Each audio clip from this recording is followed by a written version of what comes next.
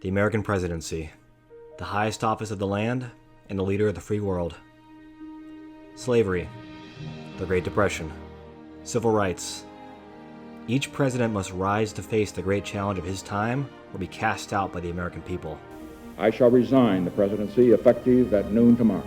In 2020, the great challenge was the coronavirus pandemic. How many people had died in the United States? So do you acknowledge that you didn't think Keep your voice down, please. In 2008, the great challenge was the economy. Although we've heard a lot about Wall Street, those of you on Main Street, I think, have been struggling for a while. And in 2004, the great challenge was living in the shadow of our darkest day, September 11th, 2001. Do you believe you could do a better job than President Bush in preventing another 9/11 type terrorist attack on the United States? Yes, I do. But before I answer further, There's been much speculation on what a Bush presidency without 9/11 would have looked like.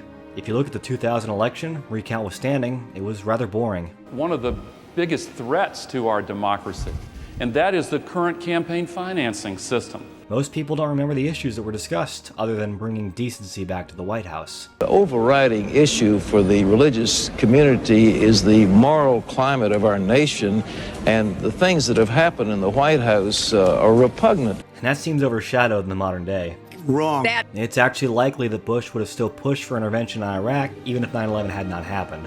As we now know, there is no link between Iraq and Al-Qaeda. But Bush's argument for preventing Saddam from using weapons of mass destruction would still stand. However, the 50-50 split Senate may not choose to support Bush on this front. If the Iraq War had still happened without a terrorist attack catalyst, the American people would have supported it far less. Following the attacks, most Americans associated all the Middle East together. Bin Laden had attacked the United States, and now any enemy of the free world must pay. They hated us, and that was enough. We had to show that we were strong. We had to show this kind of attack could never happen to us again. I can hear you, the rest of the world hears you, and the people who knocked these buildings down will hear all of us soon. So what role did 9/11 play in the 2004 presidential election? Did it win Bush a second term, or make his case to the American people even harder for re-election? The survival of liberty in our land increasingly depends on the success of liberty in other lands. We'll explore three things here. First, the response of Democrats to the attacks and Bush's own handling of the tragedy. Second, how and why presidents have lost re-election. And third, why 9/11 was still the most important issue in an election 3 years after it happened and while the war on terror was at its height. I can make America safer than President Bush has made us. As President of the United States, my top priority will be to keep America safe. We're going to go after the terrorist networks. We're going to go after Osama bin Laden. We are not going to live in fear in this country. A top priority, I'm sure that's everyone's top priority. That's a far cry, some might say, from a guarantee. So I never use the word guarantee. In our present day, which is experiencing the highest political divide since the Civil War, it's common to hear, "Take me back to 9/12. People miss a time when Americans put aside their differences and stood beside one another as the smoke cleared. Abraham Lincoln said, "If destruction be our lot, we must ourselves be its author and finisher." America can never be destroyed from the outside. Only from within can the American experiment falter and fail. There were no political attacks following 9/11. Democrats did not call for the president's impeachment over failure to stop the terrorists or obstruct Congress when the Patriot Act passed. In fact, the vast majority of politicians supported the Patriot Act. Opposing it, and therefore opposing the security of the nation, was not only considered political suicide, but also anti-American. In the present day, the opposite is true. One of the differences that Joe and I have in our record is Joe voted for that war. I helped lead the opposition to that war, which is a total disaster. One of the darkest shadows a long-serving Democrat can have is if they supported the Iraq War and Patriot Act. You know, I've said many times, if I had known then what I know now, I never would have given President Bush the authority. Barack Obama was so attracted to Democratic voters in 2008 precisely because he had no long-serving history. He wasn't a member of the Senate at the time and therefore wasn't tainted by that record. The unity of the nation appeared to hold as we entered the Iraq War. On the day the invasion began, the majority of Americans supported it, and they did so because the American president told them Saddam Hussein wanted to attack and kill them. He may not have committed the horrible acts of 9/11, but he would not be above committing future acts of atrocity against America and our allies. The trauma the nation had following the attacks is hard to explain now to those who were not alive during that period. The same way that children now wear bulletproof backpacks to schools, some skyscraper employees actually bought parachutes in case they needed to jump out of their building. American citizens of Middle Eastern origin shaved their beards, changed their names, and westernized their appearances just to escape persecution. In times of fear and anger, where do you put your hope? For many, there was no feeling of safety inside the US if we didn't treat those outside of it a lesson. Americans put their hope in vengeance. Democratic Party pushback against Bush began with the more progressive liberals who did not support the war. The question, Mr. Speaker, is not whether we like Saddam Hussein or not. The question is whether he represents an imminent threat to the American people and whether a unilateral American invasion of Iraq will do more harm than good. But other politicians did not join them until more of the American people began to. We have a man sending us to war for fictitious reasons, whether it's the fictition of duct tape or the fictitious of orange alerts. We are against this war, Mr. Bush. Shame on you, Mr. Bush. Shame on you. Fahrenheit 9/11, one of the most famous documentaries of all time, was produced by Michael Moore with the direct intention of costing Bush his second term. That didn't work, but it's still the highest grossing documentary ever at the US box office. Why is that? How did a political documentary, a genre usually restricted to cable news, find itself almost grossing as much as the latest Sandler hit? The American consumer has and always will be hungry for controversy. Joker, a film the media warned would lead to theater shootings, became the first R-rated movie to gross $1 billion. Telling viewers they may be massacred during a screening only made people want to see it more. In 2004, what could be more controversial than telling Americans that 9/11 happened because their president golfed too much?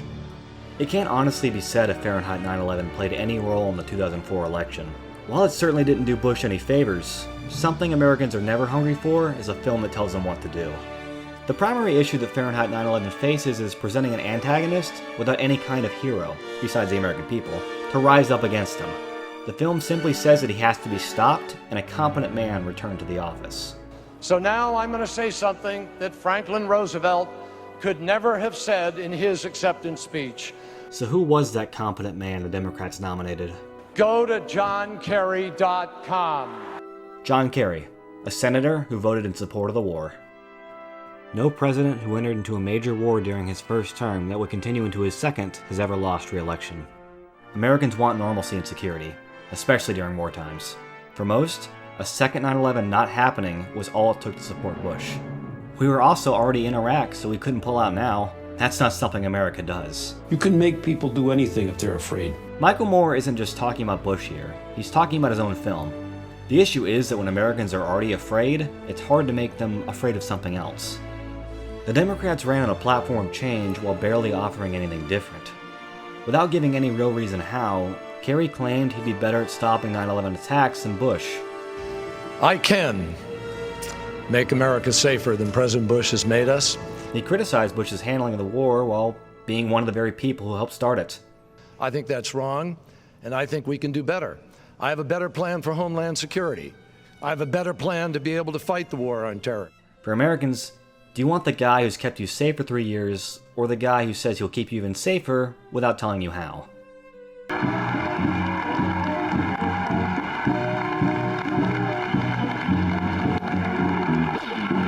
I promised you 4 years ago that I would never lie to you, so I can't stand here tonight and say it doesn't hurt. Only 10 incumbent US presidents have lost re-election. Let's look at why. John Adams to Thomas Jefferson. Adams was criticized for signing the Alien and Sedition Act, which is ironically an early ancestor of the Patriot Act, and he was seen as a lame duck president, following the great George Washington. John Quincy Adams to Andrew Jackson. The first race to run on personality politics, Adams was seen as an out-of-touch elite, and Jackson was a war hero, a man of the people. The man of the people won. Martin Van Buren to William Henry Harrison. Van Buren was seen as a Washington aristocrat, and Harrison was a war hero and a man of the people. Starting to sound familiar? Grover Cleveland and Benjamin Harrison. I'm including them together because they actually lost to each other in 2 separate elections. Cleveland's loss was caused by minor scandals, but he won the popular vote, so he knew he could come back in 4 years to win the presidency again. In 1892, he did just that. William Howard Taft to Woodrow Wilson. Teddy Roosevelt ran for another term as a third-party candidate and split the vote from Taft, who was already seen as a lame duck president, similar to Adams. Herbert Hoover to Franklin D. Roosevelt. Hoover suffered from the opposite of wartime support. His administration saw depression decline. Poverty is an enemy that gains the president no support when it attacks. With the Great Depression beginning during his term, there was no path for Hoover to retain the White House from a man like Franklin Roosevelt. Gerald Ford to Jimmy Carter. Ford replaced Nixon after his resignation and then later pardoned him. A full, free, and absolute pardon unto Richard Nixon. America wanted the opposite of Richard Nixon, and for them, that was a peanut farmer from Georgia. Jimmy Carter to Ronald Reagan. Carter was seen as a weak president, unable to lead the nation through challenges like the Iran hostage crisis. Voters knew America couldn't be weak. It had to be strong. His opponent ran on a winning platform of making America great again. Ronald Reagan for president. Let's make America great again. George H.W. Bush to Bill Clinton. George H.W. Bush was almost a wartime president extending into what would have been his second term, but he chose to end the Gulf War without occupying Iraq or capturing Saddam Hussein. When he returned the focus in the States, he found that despite his achievements in the Middle East, the nation saw him as uncool. A man standing in the shadow of a former president, just as Taft and Adams had. This was the Simpsons' age, and his opponent played the saxophone on late-night TV. Personality politics had evolved, and Bush was no match. Donald Trump to Joe Biden. I don't even know where to begin with this one, especially being so fresh out the election as I make this video. We have won Georgia. CNN has just projected President-elect Biden the winner in Georgia. Donald Trump actually still played up the 9/11 talking points of 2004 during his run for presidency, but used the event to attack both Republicans and Democrats. I am sick and tired of him going after my family. The World Trade Center came down during your brother's go after reign. my Remember mother. that. Hold on. Let me finish. He claimed that 9/11 was Bush's fault and that Obama never killed Osama bin Laden. In a push to convince swing votes and maintain his base, Trump spread the narrative that another September 11th was more likely to happen under his opponents. And I watch our police and our firemen down on 7-Eleven, down at the World Trade Center right after it came down. The difference here is that September 11th was on the minds of no voters. The coronavirus pandemic that had already claimed the lives of over 200,000 U.S. citizens was. As I said before, Americans can only be afraid of one thing at a time. In 2020, no skyscraper employee stored a parachute in his desk. He didn't have to, he worked from home. Donald Trump's rise to power and eventual defeat is one of the most roller coaster political stories of all time, and I'm not here to explain it to you. Are you talking to me? So looking at the 10 presidents who lost re-election, is it possible to lose following a national tragedy, or does a Pearl Harbor or assassination guarantee a victory? That all depends on how the president handles that tragedy. Herbert Hoover, Donald Trump, and Jimmy Carter all saw historic events that the American people felt they did not rise up to meet. Shanty towns built by the homeless during the Depression were called Hoovervilles, and Trump's campaign events became linked with some of the most prominent COVID-19 cases in the country, including his own. It's not about the tragedy, it's about the response. If Herbert Hoover wanted to win re-election, he would have needed to end prohibition and implement progressive plans. If Donald Trump wanted to win, he needed to at least flatten the curve of COVID-19 growth without destroying the economy. But you don't hear them talking about COVID. Bush's response to the 9/11 attacks was actually less severe than what many Americans wanted. The only way to protect our way of life, I'm talking about being able to lie down at night and know we're safe, is to eradicate, actually wipe off the map about 6 countries. But you can't. Yes, you can. We wiped out the Indians, and you know why? We don't have a problem. How to settle the West. We had to live there. Plain and simple, the nation wanted revenge and security, no matter the cost. No more 9/11 attacks happened during his term, and we were seeking to establish democracy in the Middle East. For the voters of America, those were promises made and kept, regardless of what they thought of Bush as a leader. It was a time when some believed to be against your president was to be anti-American, and to be anti-American was to support the terrorist. The most consistent trend you'll see over the history of American politics is the role of personality. This guy's a war hero, the other guy's an elite. This guy's a movie star, the other guy's a peanut farmer. This guy tells it like it is, this woman doesn't. What's something that you always carry with you? Hot sauce. People are going to see this and say, okay, she's pandering to black people. Okay. Is it working? If the Democrats wanted a win in 2004, they would have had to one-up Bush's everyman, I can have a beer with him persona. Even if he had come 4 years earlier, I don't know if Barack Obama would have been able to do that. A good portion of Americans would have been put off by his middle name simply being Hussein, which many already wore in 2008. I can't trust Obama. I have read about him, and he's an Arab. He is not, No. No, ma'am. No, ma'am. Had New York City had a Democrat mayor during 9/11, I think it's possible he could have run in 2004 and beaten Bush. Before the attacks, Rudy Giuliani was a national joke. Last seen on Saturday Night Live in a sketch making fun of his use of city funds to finance an affair. After the attacks, he opened SNL as one of the most beloved and respected men in the world. Any man who led New York City through the September 11th attacks was going to be seen as a hero. The Democrats didn't have that, though. They had John Kerry, a longtime party politician who voted for the war, whose main offering to the presidency was not being Bush. It fooled me, we can't get fooled again. America will never relent in pursuing terrorists that threaten our people. In the 2020 race, 9/11 became the opposite of the talking point it was during the 2004 race. As the coronavirus death toll rose, it was common to see the numbers measured in 9/11s, which isn't a new phenomenon. September 11th is the American benchmark for tragedy, and those numbers have been placed beside natural disasters and shooting deaths as well. And our first subject is the Supreme Court. So why is it that the opening question of 2020's first presidential debate wasn't even about the deadly pandemic? It was about the Supreme Court. Whereas 2004's first debate immediately jumped into 9/11. The entire world was fighting but tired of living in the pandemic, and for the third time, I'll say Americans do not do well with multitasking fear.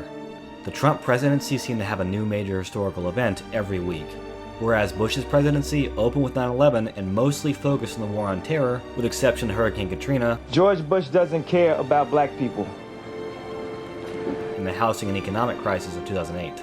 By that point, his second term was nearing its end, and the economic crisis only affected the election chances of other Republicans.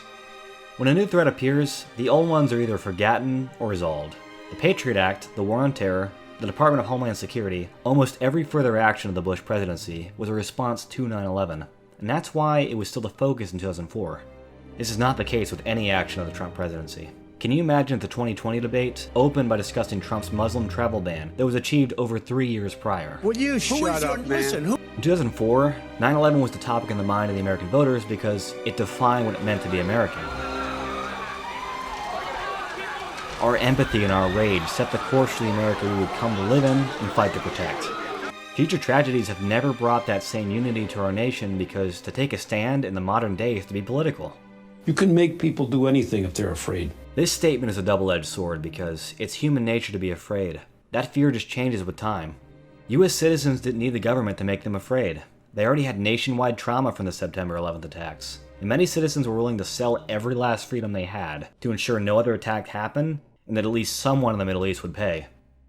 Had Bush not started the Iraq War, it's entirely possible he could have lost in 2004. The war in Afghanistan was showing results, but never the triumphant march into the city that millions would watch on TV. That's how you win votes. H.W. Bush might have won if he had that. Bush Jr. certainly won because he did. Without 9/11, it's impossible to predict what Bush's first term would have been like. When you're eating pretzels, chew before you swallow.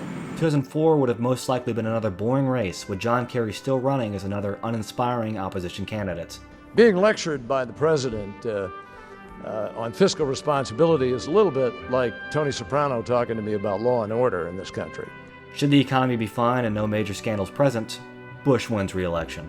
In the wake of September 11th, Bush was and would remain America's president. No matter the efforts of Michael Moore, the Democratic Party establishment who also supported the war, or the progressives and citizens who opposed the war from the start, the nation was afraid. And Bush had been their leader during their great fear. When you leave office, in one word, what would you like your legacy to be? Victory. Americans don't lose, and for many, voting out the president leading the war against men sworn to destroy Western democracy meant losing. America's great fear has and always will be losing. We lost more than just people and buildings on 9/11. We lost part of the American identity and gained a new one. It wasn't losing or winning anymore. It was surviving. Where were you on 9/11?